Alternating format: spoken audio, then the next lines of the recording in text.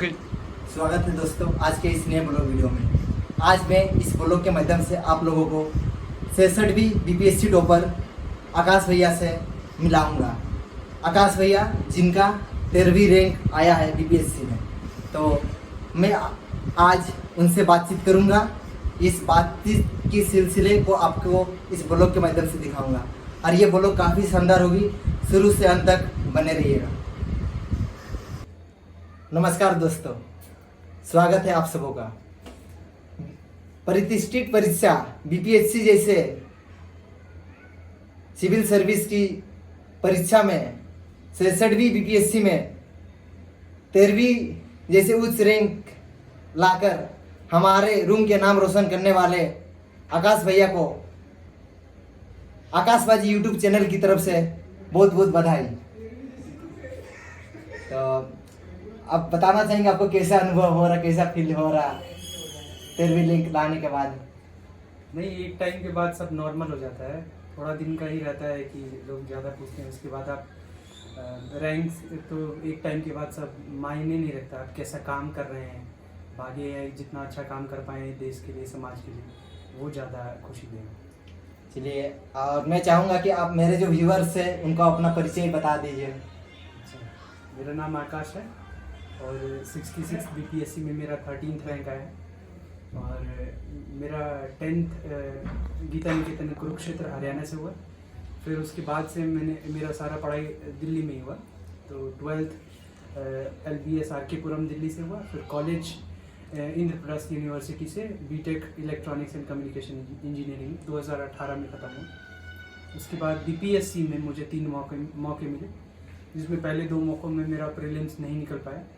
फिर 66 में मेरा प्रीलिम्स निकला और फाइनल सिलेक्शन हुआ है 13th रैंक के साथ ही साथ CAPF UPSC एक एग्ज़ाम कंडक्ट करा था, उसमें भी पहले 2 प्रयासों में मेरा सिलेक्शन नहीं हुआ, पर 2020 CAPF के एग्ज़ाम में मेरा चयन हुआ और BSF में असिस्टेंट कमांडेंट के पद पे चयनित हुआ। चलिए, बहुत बहुत बधाई हो। हरिवंश राय जी की भी एक शानदार लाइन है, लहरों से डरकर नौका पार नहीं होती, कोशिश करने वालों की हार नहीं होती है। इसी के साथ आप भैया के जर्नी से ये देख सकते हैं, इनका 3 अटेम्प्ट में, तीसरा अटेम्प्ट में, चाहे वो CAPF में भी as a deputy commandant selection हुआ, फिर बीपीएससी में भी 30 रैंक आ गया। इसी तरह आप लोग भी कोशिश करते रहिए, आप लोग कोशिश से किसी भी लक्ष्य को भेज सकते हैं। तो अक्सर छात्रों के मन में ये सवाल रहता है कि हम लोग तैयारी का सही समय क्या है, क्या ग्रेजुएशन के साथ साथ, या ग्रेजुएशन के पहले, या ग्रेजुएशन के बाद, या और कुछ? देखिए, अभी जैसे बीपीएससी की हम लोग बात कर रहे हैं, तो वो एग्ज़ाम ख़त्म होने में, मतलब नोटिफिकेशन आने से लेकर के फाइनल ज्वाइनिंग तक 2 साल लग जाता है, उससे ज़्यादा ही लग जाता है। तो अगर आप ग्रेजुएशन के बाद तैयारी शुरू करेंगे, फिर 2 साल का ये प्रोसेस होगा, तो हो सकता है कि आपको प्रेशर बन जाए कि आपको जॉब लेना है, या फिर घर वालों का प्रेशर। तो अगर उससे बचना चाहते हैं तो आपको पहले अटेम्प्ट में अगर निकालना है, जल्दी से जल्दी निकालना है, तो कहीं ना कहीं ग्रेजुएशन में तैयारी करना स्टार्ट करना पड़ेगा।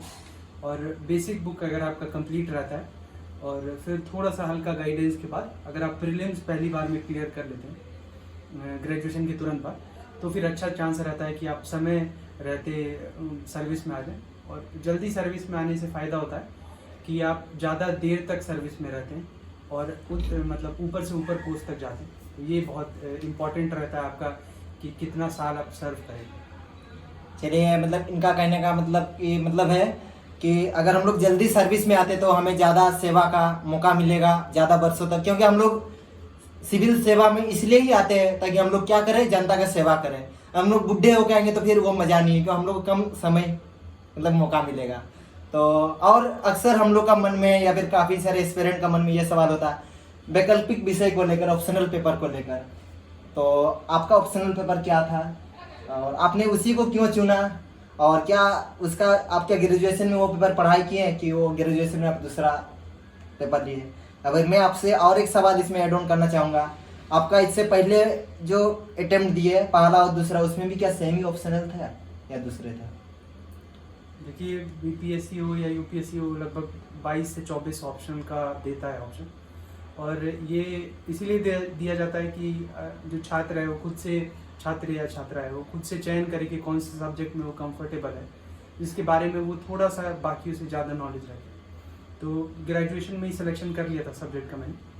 तो मेरा प्रोसेस था सिलेक्शन का कि आप एक बार पहले सारा लिस्ट देख लें कि कौन कौन से सारे सब्जेक्ट हैं जो लिया जा सकता है, फिर उसको रखें।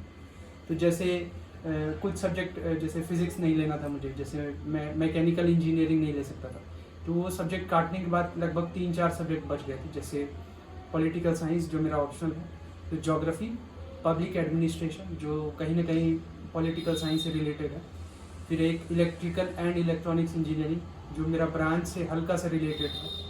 ये 4 ऑप्शन बच गए थे। तो फिर उसके बाद आप सिलेबस देखिए, प्रीवियस ईयर क्वेश्चन पेपर देखिए और उसका क्या कुछ बुक्स देखिए स्टैंडर्ड कि आपको पढ़ने में कैसा लग रहा है। फिर अगर आप कंफर्टेबल हो जाएं सब्जेक्ट के साथ तो फिर आप सब्जेक्ट का फाइनल चयन लीजिए, समय पूरा लीजिए, लोगों से सलाह लीजिए कि क्या ट्रेंड चल रहा है। अगर आपको बीपीएससी ही देना है तो बीपीएससी में कौन सा ऑप्शन का अच्छा ट्रेंड है। फॉर एग्जांपल जैसे मैथ्स का अच्छा है तो मैथ्स आप ले सकते हैं या नहीं ले सकते, आपसे मैथ्स बन पाएगा या नहीं बन पाएगा।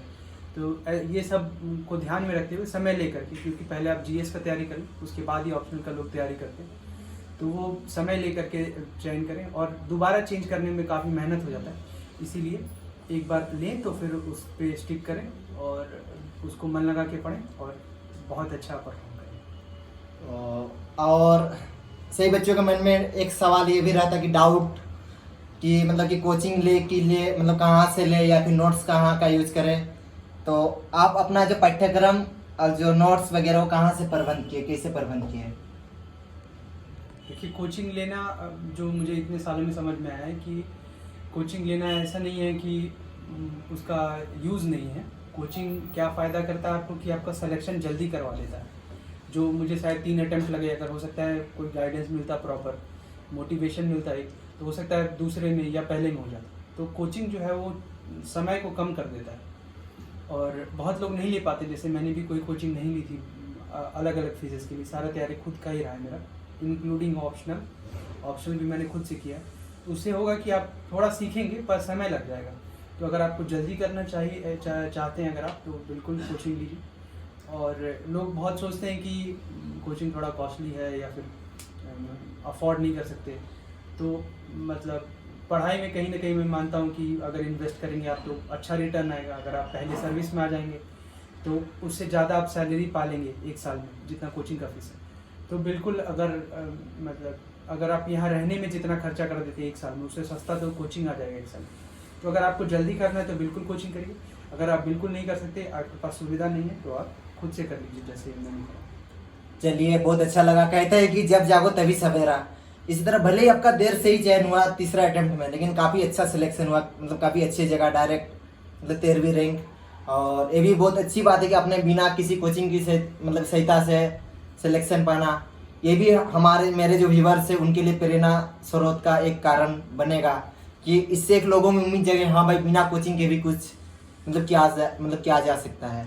तो मैं आगे जैसे अक्सर हम लोग का जैसे ग्रेजुएशन पे आते हैं तो कहीं ना कुछ डिस्ट्रैक्शन आता है, चाहे वो सोशल मीडिया की बात करें, चाहे वो फ्रेंडशिप जोन की बात करें, और भी अनेक तरह का डिस्ट्रैक्शन आते हैं। जैसे अक्सर हम लोग जब पीजी वगैरह में रहते हैं, फ्लैट पे रहते हैं, तो खाना बनाना भी एक बोला जाता है, भाई खाना क्यों बना रहे हो आपस में, डिस्ट्रैक्शन का कारण है।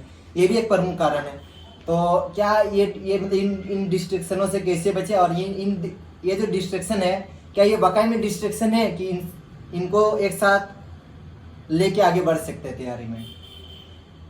देखिए मैंने भी ऐसा नहीं था कि सोशल मीडिया छोड़ दिया था, मैं भी बहुत सोशल मीडिया यूज़ किया हूँ और घर का भी जो भी काम होता है एज अ बैचलर लाइफ वो भी सब किया हूँ। और ऐसा नहीं है कि बिल्कुल मस्ती नहीं किया हूँ, पर ये जो डिस्ट्रैक्शन इसको आप कह रहे हैं, अगर आप इसको इंजॉयमेंट कह देंगे कि ये टाइम मेरा पास टाइम है, इसके बाद मैं पढ़ाई करूँगा, तो थोड़ा सा 10 मिनट मैंने फेसबुक चला लिया, तो ये डिस्ट्रैक्शन नहीं है, ये मेरा पढ़ने का टाइम, मतलब थोड़ा सा पढ़ लिया मैंने बहुत सारा, अब थोड़ा सा दिमाग रिलैक्स करने के लिए। तो उसको डिस्ट्रैक्शन ना बोल करके कि थोड़ा सा जो है कि इन्जॉयमेंट का टाइम है, अगर उस तरह से लिया जाए तो आप वापस अपना समय जो है पढ़ाई का 6-7 घंटे 8 घंटे जितना भी आप पढ़ना चाहते हैं, अगर आप एग्ज़ाम टाइम है तो थोड़ा सा ज़्यादा 10 घंटे के आसपास उतना पढ़ लीजिए। उसके बाद जो बाकी का बहुत समय बच जाता है 14 घंटे, उसको जिस तरह से आपको यूटिलाइज करना है, जो आपको फ्रूटफुल लग रहा है, उससे आप अगर कुछ सीख रहे हैं हो सकता है कि आपको सोशल मीडिया पे कुछ करना अच्छा लगता हो, क्रिएटिव हो आप, तो ऐसा नहीं है कि बिल्कुल यूज़फुल नहीं है और जो यूज़ करते हैं वो उनका सिलेक्शन नहीं होता। पर इसको डिस्ट्रैक्शन ना बोल करके अगर आप मेंटल रिलैक्सेशन बोलेंगे कि थोड़ा सा दिमाग शांत हो जाएगा ना, तो वो फिर आपका पढ़ाई में सहायता करेगा। बहुत अच्छा लगा कि हम लोग, यानी कहने का तात्पर्य है कि हम लोग सबसे पहला प्रायोरिटी पढ़ाई को दें, उसके बाद ही इन सेकेंडरी चीज़ों को दें। तो और अक्सर एक इंटरव्यू में बात आती है हॉबी की, इंटरव्यू में भी पूछी जाती है हॉबी का कहाँ तक रोल होता है, फिर आपका ऐसे हॉबी क्या है, या फिर आप अपने इंटरव्यू में तो बताए होंगे मेरा ये हॉबी है। तो हॉबी को लेकर लोगों में काफ़ी क्वेश्चन मार्क रहती है। तो हॉबी हम लोग एक इंटरव्यू में ये होता है, मतलब पढ़ के जाते हैं अरे हॉबी में ये पूछेंगे तो ये बता देंगे ताकि हम लोग का क्वेश्चन ईजी हो जाए। तो हॉबी कैसे चुने, या फिर हॉबी जो दिल से निकली वही उसी को हॉबी बना ले, फिर हॉबी तैयारी में किस तरह रोल निभाती है? तो ये हो सकता है कि मतलब पढ़ाई के दौरान समय नहीं मिल पाता है और ऐसे फेज से गुजरते हैं कि जब खाली समय नहीं होने की वजह से लोग हॉबी को अपने परस्यू नहीं कर सकते। पर अगर आप अगर क्या किसी का हॉबी रहता है, वो अगर आप खुद को जानेंगे तो आपको पता चलेगा कि मेरा क्या हॉबी है। अगर आपको नहीं पता है कि आपका क्या हॉबी है तो आप खुद को नहीं जान रहे थे। और बिल्कुल अगर आप खुद से बात करेंगे, खुद को पहचानेंगे कि क्या किस चीज़ में मुझे खुशी मिलती है, तो वो बिल्कुल आपको हॉबी अपना पता चल जाएगा। और हो सकता है कि पढ़ाई के टाइम में आप उसको नहीं परस्यू कर पा रहे, पर पढ़ाई के बाद बिल्कुल कीजिए। और वो अगर आप खुश रहेंगे अपनी हॉबी की वजह से तो वो आपको पढ़ाई में भी ज़रूर हेल्प करेगा। अगर आपको क्रिकेट खेलना ही पसंद है तो थोड़ा भी आप क्रिकेट खेलेंगे तो आप खुश रहेंगे, तो आपको पढ़ाई में भी मन लगेगा। जितना देर भी आप पढ़ेंगे, अच्छे से पढ़ेंगे, तो फिर हॉबी बिल्कुल अगर आपको पता है तो उसको परस्यू करिए, छोड़िए मत। जैसा मैंने सोशल मीडिया बोला, क्योंकि ऐसा नहीं है कि जब आप जॉब में जाएंगे तब आपको सोशल मीडिया नहीं यूज़ करना पड़ेगा, या फिर तब आप डिस्ट्रैक्ट नहीं होंगे, या फिर तब आप हॉबी नहीं, क्रिकेट नहीं खेलना छोड़ देंगे। तो वो सब तब भी होगा और तब वर्क प्रेशर ज़्यादा होगा पढ़ाई से। तो अगर आप अभी मैनेज नहीं कर सकते हैं तो तब तो बिल्कुल नहीं मैनेज कर पाएंगे और आप एक मतलब अच्छे ऑफिसर नहीं बन पाएंगे। तो ये सब कुछ, चाहे सोशल मीडिया हो या फिर हॉबी हो, ये सब पार्ट ऑफ लाइफ है। या फिर कोई घर से बात करना है, या फिर आपको क्रिकेट खेलना है, या फिर दोस्त हैं, पीयर मतलब जितने भी दोस्त हैं, थोड़ा घूमने फिरना, ये सब पार्ट ऑफ लाइफ है। और ये आप अपने जॉब के दौरान भी करेंगे। तो अगर आप अभी नहीं परस्यू करते हैं तो तब आपको दिक्कत आएगी। तो इनके साथ अपना पढ़ाई को मैनेज करिए, कहीं ना कहीं आप बेहतर इंसान बनेंगे इससे। और बिल्कुल आप लाइफ लॉन्ग एक अच्छा मतलब देश के लिए, या फिर अपने राज्य के लिए, या फिर खुद के लिए, अपने परिवार के लिए अच्छा कॉन्ट्रीब्यूट करें। मैं अब ज़्यादा समय नहीं लूँगा, 2-3 सवाल के साथ आज का इंटरव्यू में समाप्त करूँगा। और अक्सर जैसे आती है कि मैंने तो भाई 10 घंटा पढ़ाई किया, 12 घंटा पढ़ाई किया, आप कितने घंटा पढ़ाई किए, या फिर आपका पढ़ाई मतलब टाइम बेस्ड ना होकर टारगेट बेस्ड थी कि मैं आज ये टॉपिक फिनिश करूँगा, इतना मैं पढ़ाई करूँगा? तो आपका स्टडी का मेथड क्या रहा है? क्योंकि शुरू में तो जब एग्ज़ाम नहीं होता या ग्रेजुएशन के टाइम पे, तब तो जितना समय मिलता था उतना समय पढ़ता था। अगर नहीं मन करता था तो नहीं पढ़ता था। पर जैसे जैसे एग्ज़ाम आ गया तो उस टाइम पे टारगेट बेस्ड पढ़ाई हो गई कि इतना समय पे पढ़ना है और ये चीज़, फॉर एग्जांपल एक बुक है उसको एक दिन में ख़त्म करना है। तो वो धीरे धीरे अगर आप कॉलेज टाइम से पढ़ेंगे तो आपका स्पीड बन जाएगा। तो शुरू में कहीं ना कहीं आप जितना आपका मन कर रहा है समय निकाल के पढ़िए। फिर उसके बाद जब जैसे जैसे एग्ज़ाम नज़दीक आ जाएगा तो फिर टारगेट बेस्ड पढ़िए और कैसे एग्ज़ाम को अप्रोच करें। क्योंकि ऐसा हो सकता है कि 10 घंटे में भी आप सिलेबस ना कंप्लीट कर पाएँ, कोई 5 घंटे भी कर ले। तो फिर टारगेट बेस्ड पढ़िए अंतिम के टाइम। शुरू के टाइम में आप जितना ज़्यादा समय निकाल सकते हैं उतना ज़्यादा समय निकाल सकते हैं। और आप अपना जो सफलता का श्रेय किन्हें देना चाहेंगे? सफलता का श्रेय जो भी है, ये थोड़ा मुश्किल सवाल है कि किसी एक को श्रेय नहीं दे सकते आप अपने जीवन के दौरान जो भी 25 साल का रहा है, इसमें बहुत लोगों से मिलते हैं जिनसे आप कुछ ना कुछ सीखते रहते हैं। तो खासकर इसमें माँ बाप का रोल, भगवान का रोल, गुरु का रोल और भाई बंधुओं का रोल बहुत ज़्यादा है। लेकिन उसके बाद भी आप बहुत लोगों से बहुत कुछ सीखते हो जीवन के दौरान।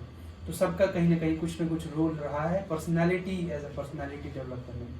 तो सबों का श्रेय है जो भी मेरे साथ आसपास रहे। और बाकी का सब आप लोग कमेंट सेक्शन में पूछ सकते हैं। मैं लास्ट में इतना है, जो आपको कौन सा थॉट्स, कोई तो होता है जैसे थिंक पॉजिटिव बी पॉजिटिव, जो कि हमको अच्छा हमेशा इंस्पायर करती है। आपको ऐसे कौन से 2-3 थॉट्स आपको हमेशा अच्छी लगती है, और वो थॉट्स आपका कहीं ना कहीं थॉट्स तो सक्सेस में अहम रोल निभाती है।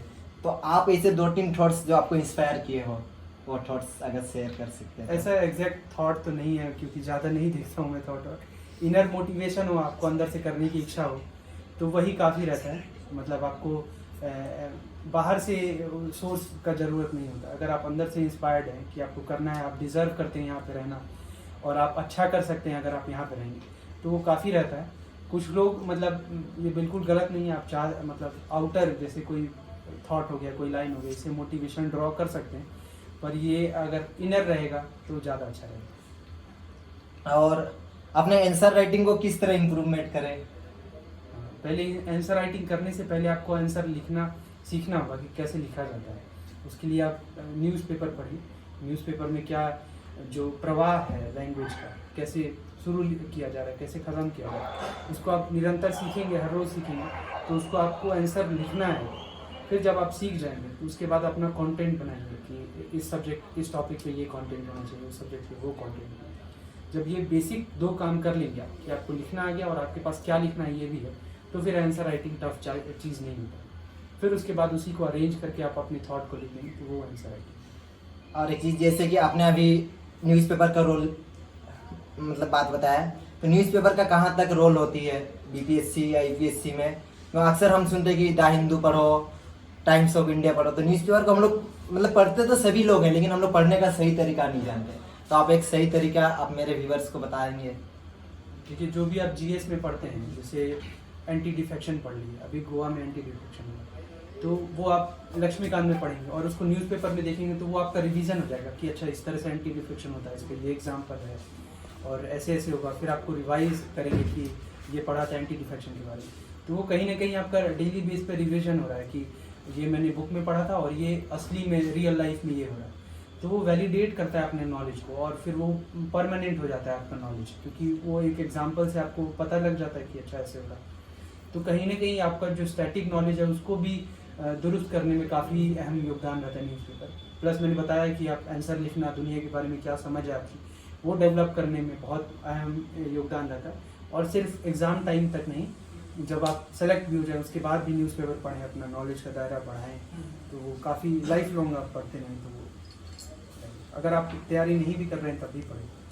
चलिए, बहुत बहुत धन्यवाद, आपने अपना कीमती समय हमसे साझा किए।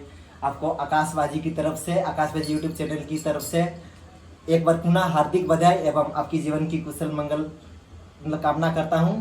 और जैसा कि आप हमेशा अभी इस रूम में ऊर्जावान बने रहते, आप अपने सेवा के दौरान भी इसी तरह ऊर्जावान बने रहिएगा। हाँ, धन्यवाद। जय हिंद, जय भारत। आप लोग और भी कुछ सवाल होगा तो आप लोग कमेंट सेक्शन में डाल दीजिएगा, मैं इनसे आप लोगों का आंसर जरूर दिला दूंगा। धन्यवाद, मिलते हैं नेक्स्ट व्लॉग में। धन्यवाद।